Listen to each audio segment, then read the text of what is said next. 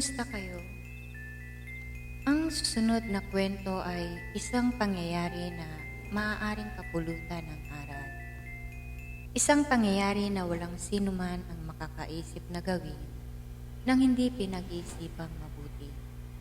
Isang desisyon na nabuo dahil sa sama ng loob, puot at galit sa mga taong naging dahilan ng pagdurusa at ang paghiganti ng isang nahulika. Isang masayang pamilya ang namuhay ng masaya sa kabila ng kahirapan ay nanatili ang pagmamahal at respeto sa isa't isa. Pero ito ay babaguhin ng kapalaran at susubukin ng panahon. Sa isang sulok ng Mindanao, sa maliit na baryo, naninirahan ang pamilya ni Mira. Kasama ang mga magulang at dalawang kapatid na babae na edad 7 at 9 years old at dalawang kapatid na lalaki na nasa edad 12 at 13 years old. Mahirap lang ang pamilya ni Mira. Magsasaka lang ang mga magulang at sa maliit na sakahan ay doon na rin nakatira ang pamilya na nagkasya lang sa isang maliit na kubo. Tahimik na naninirahan ang pamilya ni Mira sa bukid noon. Siya na panganay sa magkakapatid ay nasa lola niya sa Bohol nakatira at tumutulong sa matanda. Mula ng 15 years old siya dahil ito ay nasa 55 years old na at walang ibang kasama at pwedeng maging katuwang.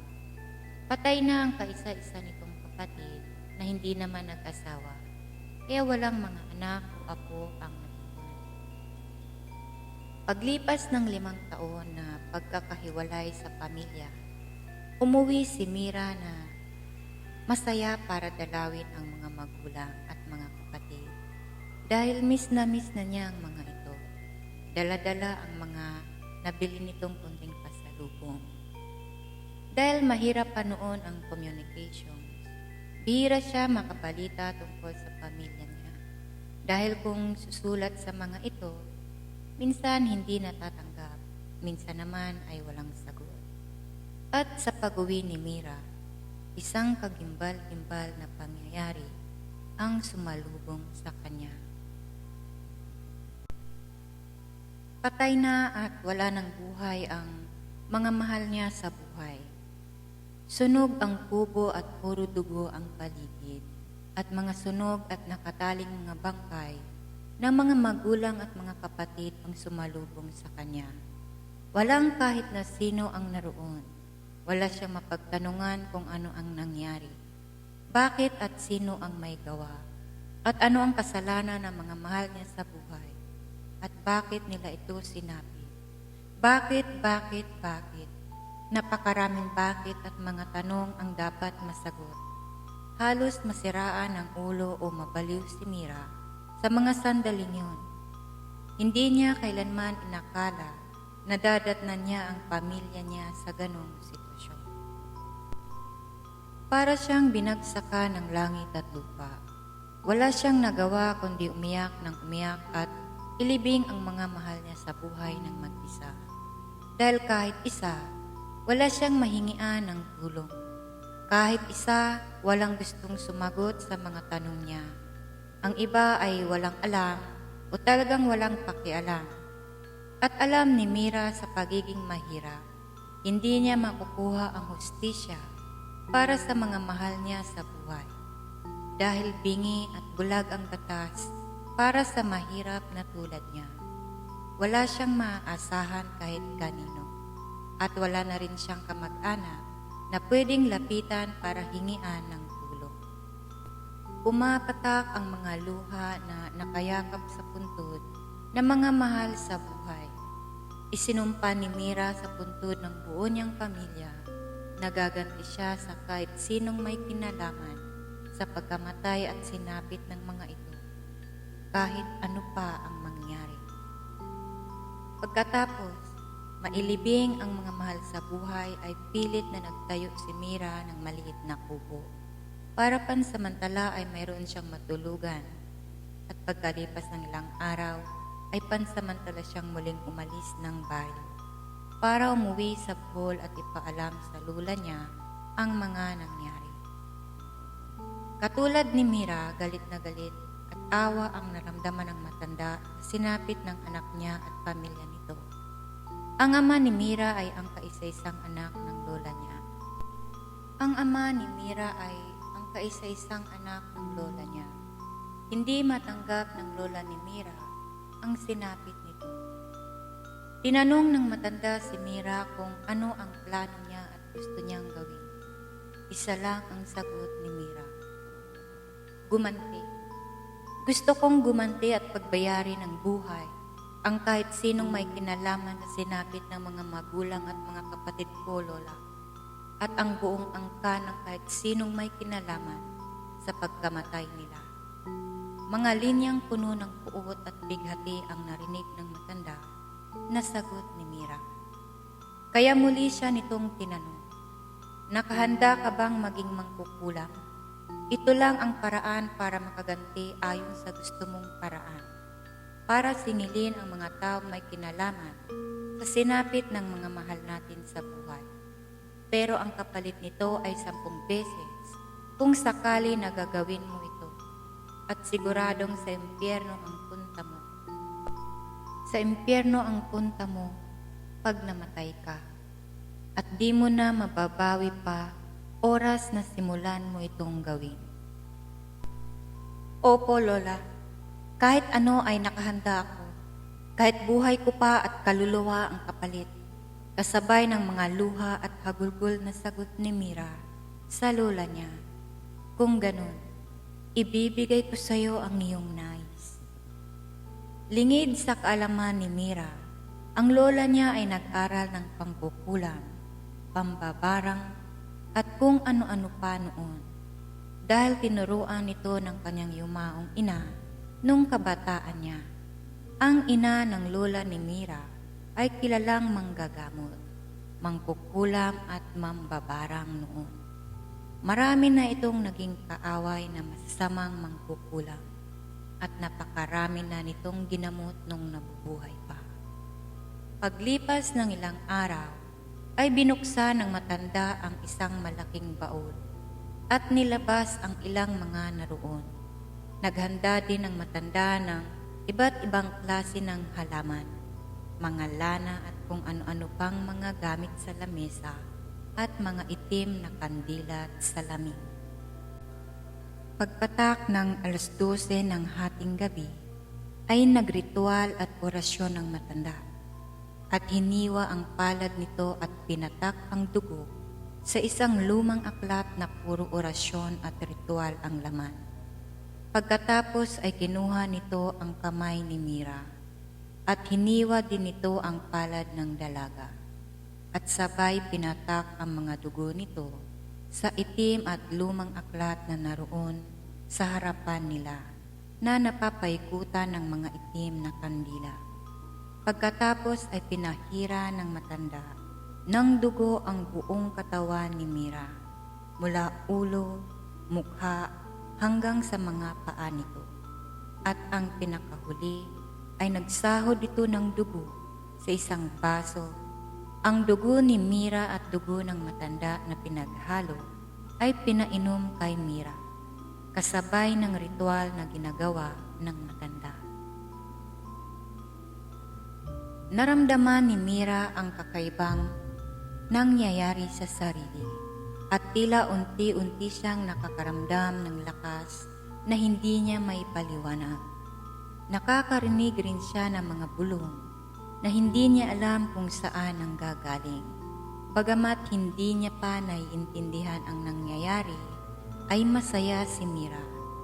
Dahil alam niya na ito ay ang paraan na makakaganti siya sa mga pumatay sa mga mahal niya sa buhay.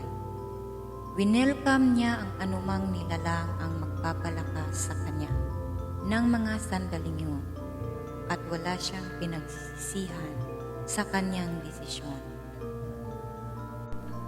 Pagkatapos ng ritual ay pinaharap ng matanda si Mira sa isang maliit na salamin na naroon sa harapan nila.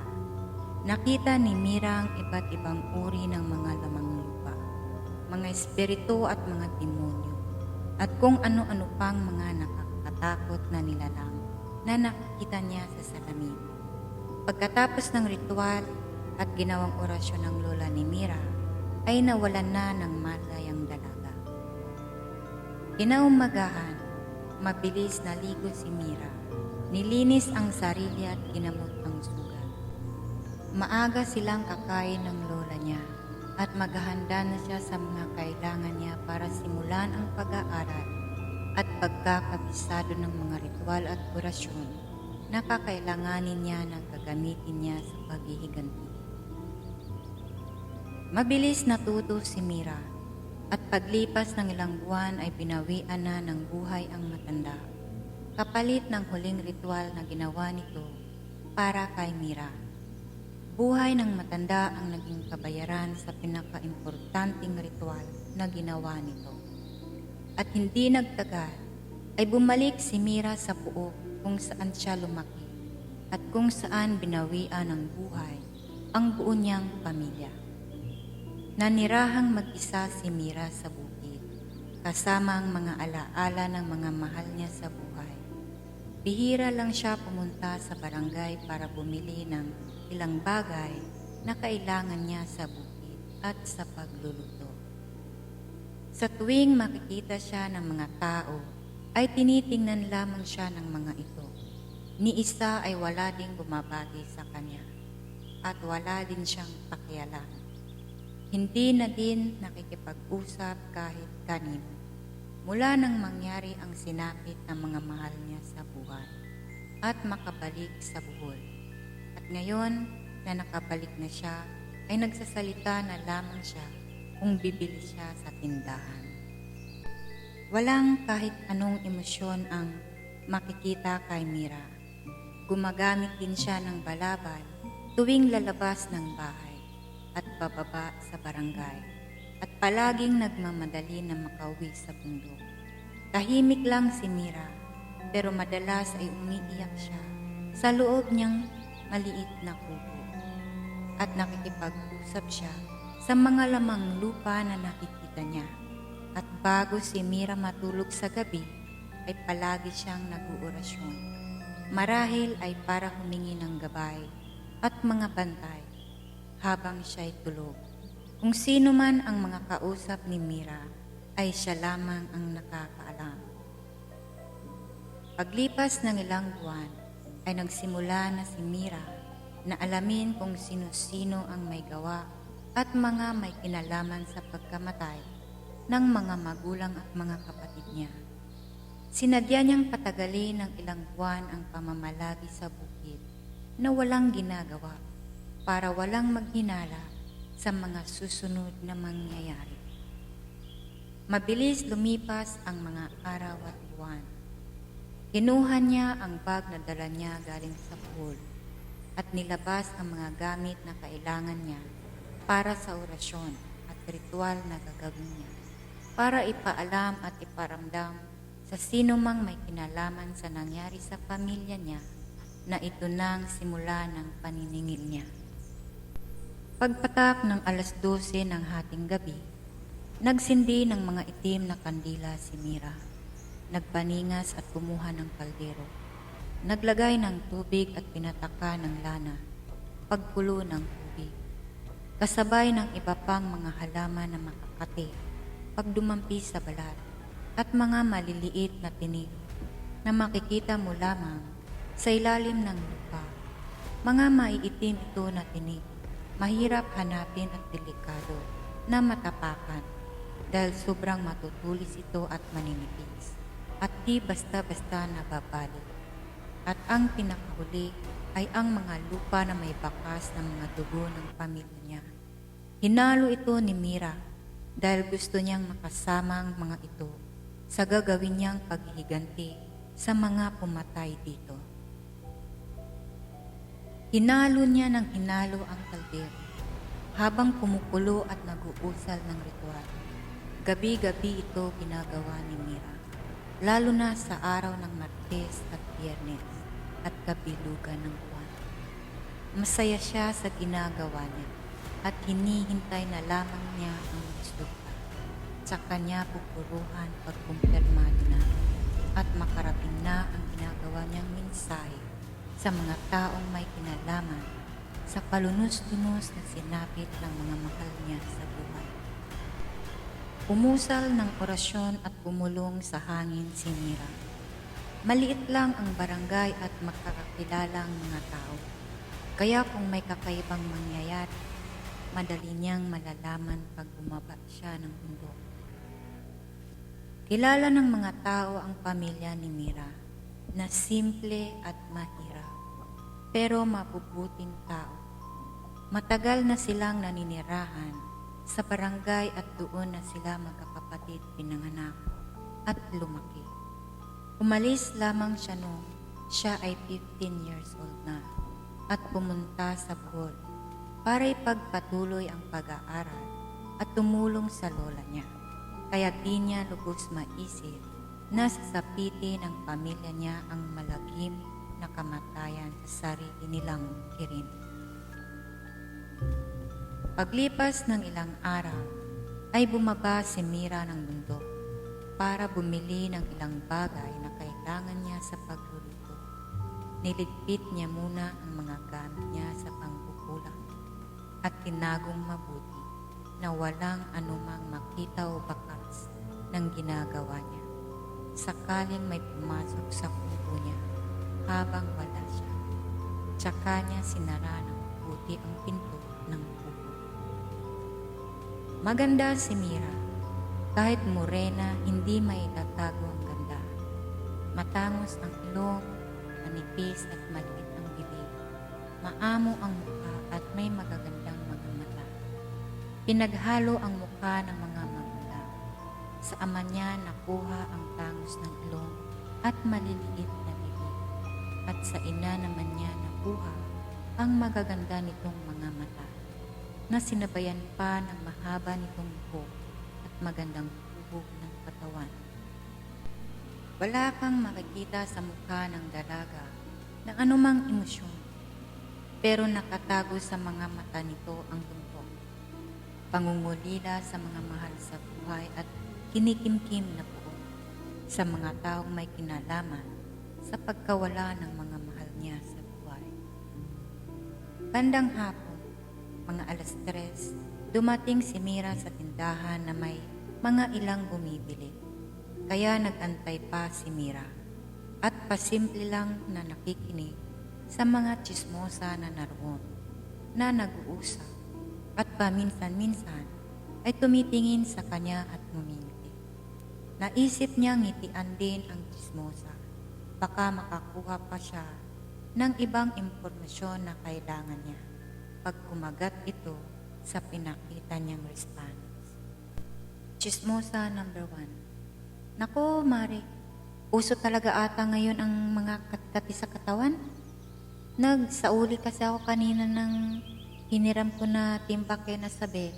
Nakita ko yung asawa niyang si Pedro. Pulang-pula yung buong katawan, sobrang kati daw ng katawan.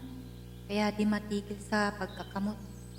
Pati sa mukha, nagkasugat-sugat na kakakamot. At yung 2 anak, ganun din. At si Isabel ay unti-unti ding nakakaranas daw ng pangangati. Chismosa number 2. Si paring Chris, ganun din ata nangyari. Kanina pumunta sa akin yung anak niya. Nangihingi ng langis na ginawa ko ng isang araw at nangangati din daw. Pero di ko naman nakita kasi di naman lumabas ng bahay. Si paring Chris, daanan ko nga mamaya. Pag-uwi ko para makita ko ano nangyari. Mira. Isang bote ho ng mantika at toyo. Tapos isang balot ng tuyo at 4 na itlog. Salamat. Chismosa number 1. Kumusta ka na, Mira? Nakikiramay ako sa nangyari sa pamilya mo. Nagulat ako nang malaman ko ang nangyari. Wala kasi kami rito. Lahat kami mag-anak nung may masamang nangyari sa pamilya mo. Kababalik lang din namin kahapon, galing sa iba namin kamag-anak, doon sa kabilang baryo. Nagtagal kami doon dahil nagkasakit yung biyahe namin at walang magbantay. Kaya kami na lang muna nag-asikaso. Dahil nasa Manila nagtrabaho ang dalawa niyang anak. Biyuda na. Kaya mag-isa na lang. May sakit na. Mira, salamat po sa pakikiramay. Sige ho, dyan na kayo. Kailangan ko nang umuwi. Chismosa number 1. Mira, kung may maitutulong kami sa'yo, magsabi ka lang ha. Mira, salamat po. Mabilis na umalis si Mira. Nagmamadali para makauwi at gawin ang susunod niyang plano. Pagdating sa kubo ay excited siyang nagluto para sa hapunan at maagang kumain dahil muli siyang gagawa ng ritual pagsapit ng alas 12. Muling nagritual si Mira at sa pagkakataon na ito, dadamihan niya ang mga sangkap na ginamit niya kesa nung una niyang ginawa para mas maging effective at masakta ng dahan-dahan ang mga involved sa pagkamatay ng pamilya niya. This time, gusto niya makasiguro.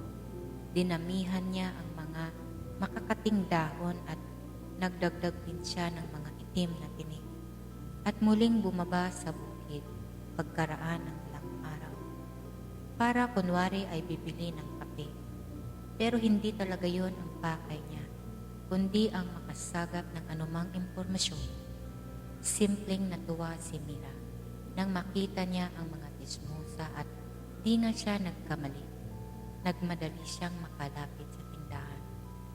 Chismosa number 2. Ano ba daw ang nangyari? Bakit nagkaganon ang mga yun?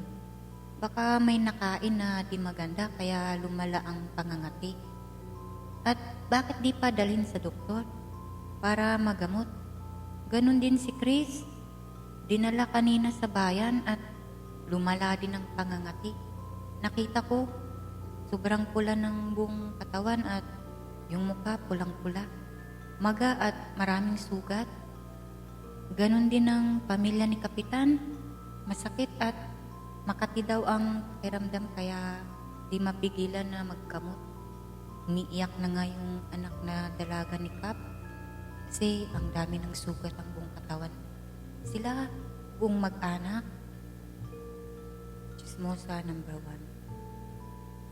1. Dadalhin daw si Juan maya-maya sa bayan kasama ng asawa at mga bata para matingnan din ng doktor dahil sobrang hirap na ang mga ito sa nararamdaman at di mapigilan ng pangangati. Pati yung mga anak at asawa ganun din nangyari. At parang may kung anong matalas daw na tumutusok-tusok sa loob ng mga katawan nila. Sapat na ang narinig ni Mira para umuwi. Maghihintay si Mira ng ilang araw para muling gawin ang panibagong ritual. Kaya naglinis siya sa buong bahay at paligid ng kubo. May napansin siyang isang maliit na towel sa damuhan. At alam niyang hindi yun sa pamilya niya dahil may initial yun na C. Naisip niya na Chris ang ibig sabihin nun. Kaya tinabi niya. Dadalhin niya ang towel na yun pagbaba niya ng bukid. Ipapain niya ang towel na yun para masiguro kung sino ang may-ari. Paglipas ng ilang araw, bumaba si Mira at pinuntahan ang bahay nila Chris at isang batang naroon. Ang anak nito na namumula ang mukha at katawan. May mga maliliit na sugat, bakas ng pagkakamot. Tinanong niya ang bata kung kilala ba nito ang towel na hawak niya. Kay tatay ang towel na yan. Lagi niya gamit yan lalo na pag pupunta ng bukid. Nilalagay niya yan sa ulo niya, purong pangharang ng pawis pag magtatabas ng damo. Binigay ni Mira ang towel at tinanong kung saan ang tatay niya. Nasa loob po ng bahay, may sakit, kabalik lang namin kahapon galing sa doktor. Kumatok si Mira at hinanap si Chris. Diretsyong tinanong sa mahina at kontroladong boses ng dalagang lalaki. Ano ho ang ginagawa ng tawil niyo sa bukid namin? Bakit po nasa labas ng kubo namin ang tawil na yan, Mang Chris? Nagulat si Chris sa biglang pagsulpot ni Mira. Halos di niya malaman paano ito sagutin at hiyang-hiya na makita siya sa sahig na balot ng kumot ang katawan. Pero sinagot niya ang dalaga. Hindi ko alam paano yan napunta doon. Bakit naman mapupunta sa bukid niyo yan? Di naman na pumupunta doon. Nagpupuyo sa galit ang dibdib ni Mira dahil sa narinig na sagot mula sa lalaki. Pero pilit niyang kinontrol ang sarili at maayos na umalis na walang anumang bakas na galit na makikita sa mukha niya at nagawa pa ng dalagang ngumiti at magpasalamat. Habang naglalakad palayo ng bahay si Mira, di mapigilan ang patak ng mga luha niya at nasalubong niya si Chismosa number 1. Mira? Saan ka galing? Ba't ka umiiyak? Naalala mo siguro ang mga magulang at mga kapatid mo, no? Ba't pa ba ako nagtanong? Pasensya ka na sa tanong ko. Pero, alam mo, naawa talaga ako sa'yo at sa sinapit ng pamilya mo. Napakahayop ng mga gumawa nun.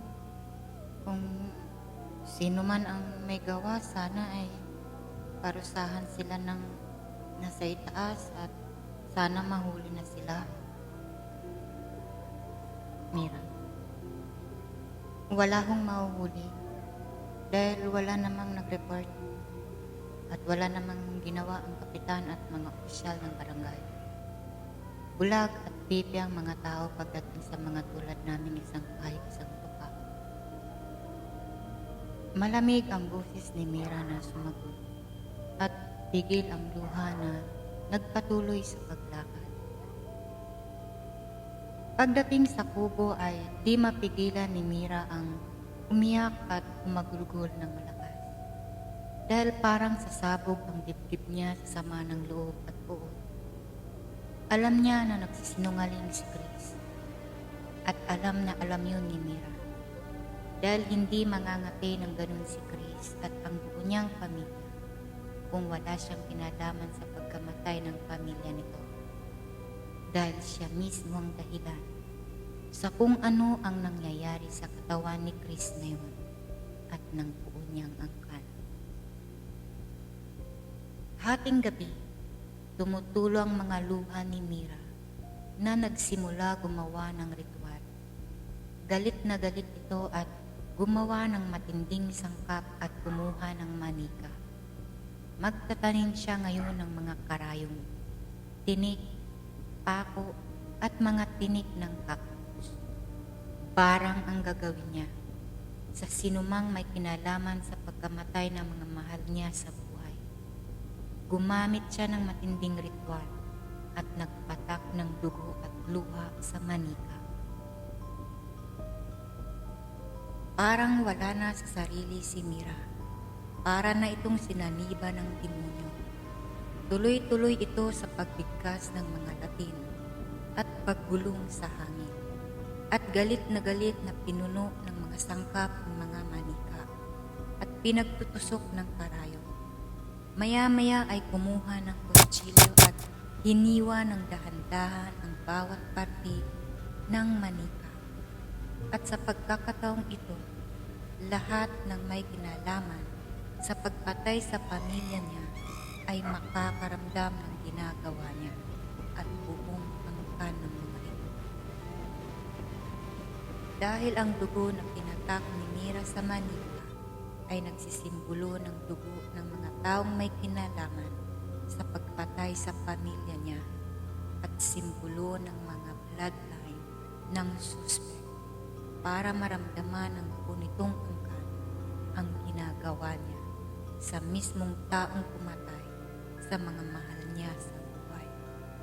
Di pa nasiyahan si Mira sa ginagawa niya, kaya binalian niya ng mga paa ang manika at pinutol ang mga daliri at ang mga kamay ng manika. Dahan-dahan niya itong ginagawa para mas masaktan ang sinumang may kinalaman sa pagpatay sa pamilya niya. Pero di muna niya ito papatayin ng tuluyan dahil gusto niyang marinig sa bibig mismo ng mga kriminal kung ano ang ginawa nila sa pamilya niya at ano ang kasalanan ng mga mahal niya sa buhay para sapitin nila ang walang awang kamatayan. Habang sa barangay ay nagkakagulo ang mga tao. Nagulantang ng malakas na sigaw ang buong barangay. Una ang bahay ng kapitan. Pangalawa, bahay ni Mang Juan. Pangatlo, bahay ni Mang Chris at mga pamilya nito. Hirap na hirap at humihingi ng tulong. Sigaw dito, sigaw doon.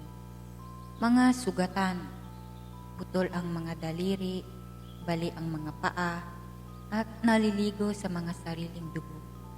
Parang mga naagnas din ang mga itsura nito at mabaho.